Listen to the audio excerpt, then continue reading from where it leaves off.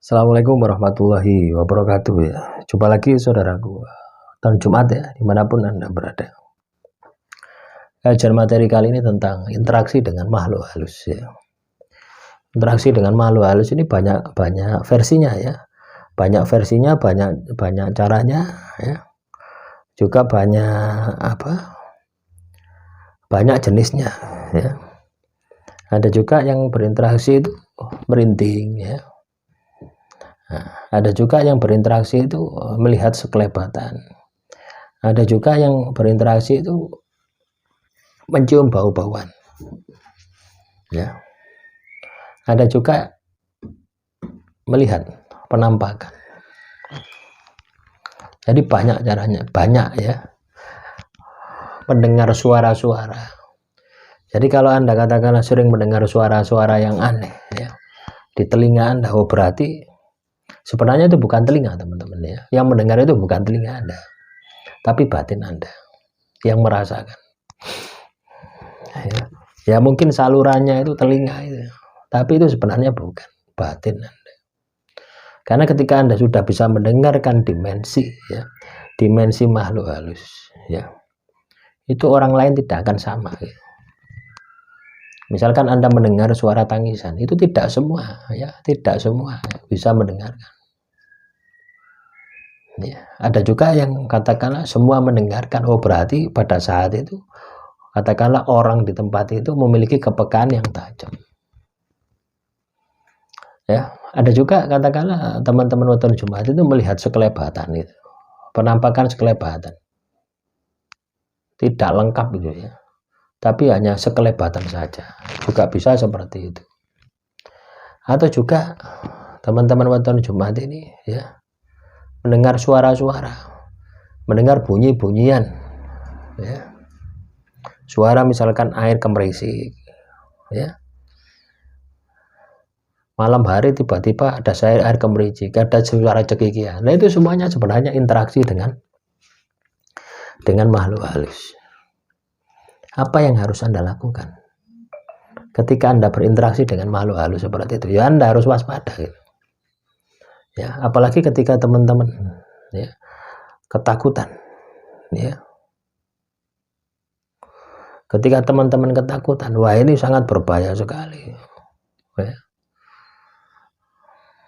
Makanya penting ya, ketika kita katakanlah yang aktif ya, katakanlah indera penglihatan, biasanya indera penglihatan ini ya muncul sekelebatan ya, biasanya ya itu tanda-tanda ya mulai bangkit itu muncul sekelebatan, seret Anda nangkap, seret. Ini bisa Anda latih ya, Anda latih melihat lilin ya, atau melihat objek untuk Anda ini bisa fokus ya. Itu yang harus Anda lakukan ya. Misalkan satu titik Anda fokus ya. Ini bisa Anda latih juga dengan dzikir. Anda dzikir baca satu bacaan itu terus Anda ulang-ulang, itu juga sama dengan Anda melatih menajamkan mata batin Anda untuk bisa melihat dimensi lain ya.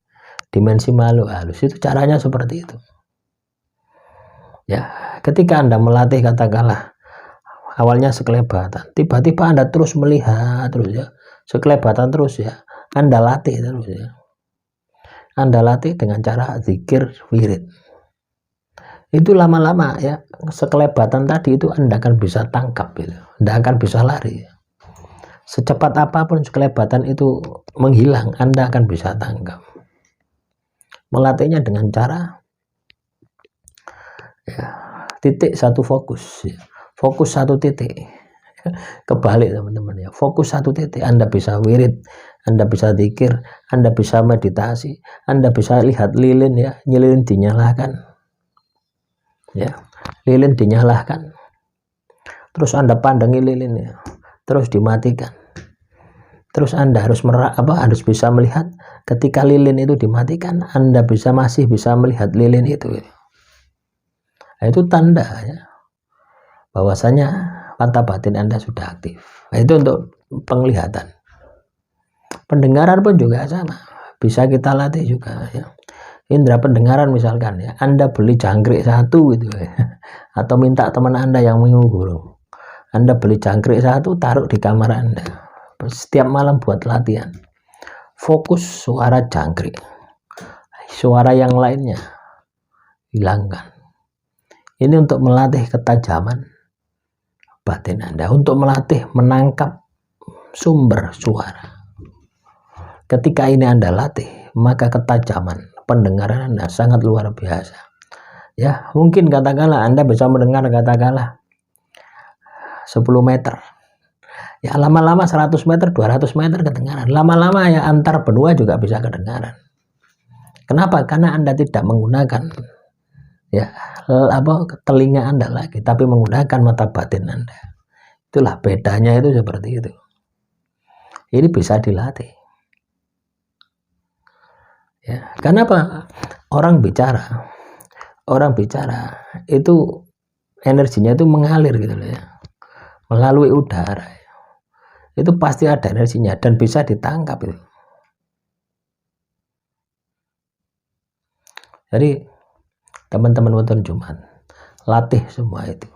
Penglihatan kita latih, rasa kita latih, pendengaran kita latih, ya, semua kita latih.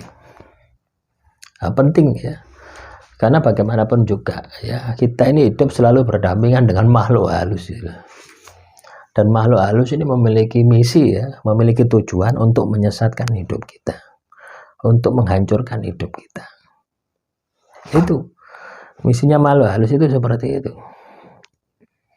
Nah, kalau kita tidak waspada, kalau kita tidak memiliki ilmu ya, kalau kita tidak mau belajar dengan situasi dan kondisi ya yang kita alami setiap hari, ya kita terkena sihir, terkena teluh, terkena santet, tidak kerasa.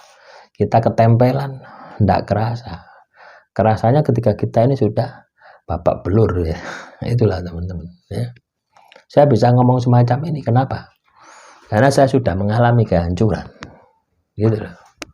Jadi saya babar di sini supaya teman-teman wonten Jumat tidak mengalami apa yang saya alami. Ya. Supaya Anda mau memaksimalkan potensi diri Anda, wis golek guru nang ndi wis. Ya. Atau Anda latih sendiri ya, atau Anda latih sendiri memaksimalkan potensi diri Anda, yo ditirakati, yo poso, yo zikir, yo maca kitab suci, yo tadabbur dan sebagainya. Itu yang Anda harus lakukan ya. Supaya apa? Supaya diri Anda ini ya benar-benar muncul tuahnya itu.